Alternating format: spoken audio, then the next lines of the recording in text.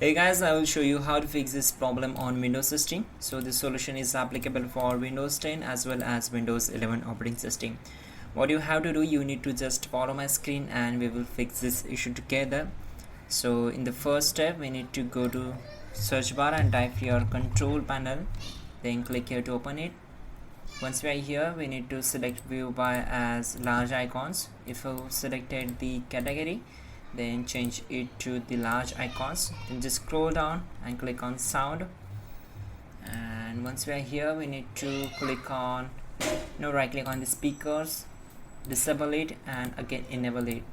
This might fix the issue, but if this it does not work, then select it, click on properties. Now go to levels tab, make sure we have to set this up to the 100% and check this option, enable this. Go to enhancements tab and check this option, disable all enhancements, then click on apply and then OK.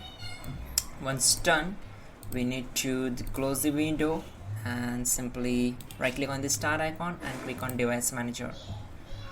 Once we are here, we need to expand the audio inputs and outputs. First of all, we will update the drivers of the speakers and then we will update the drivers of microphone.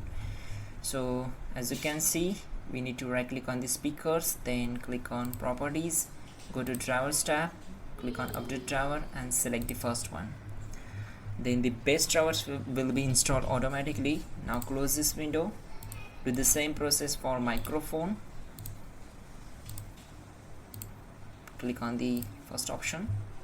Once done, we need to simply restart the system and problem will be solved.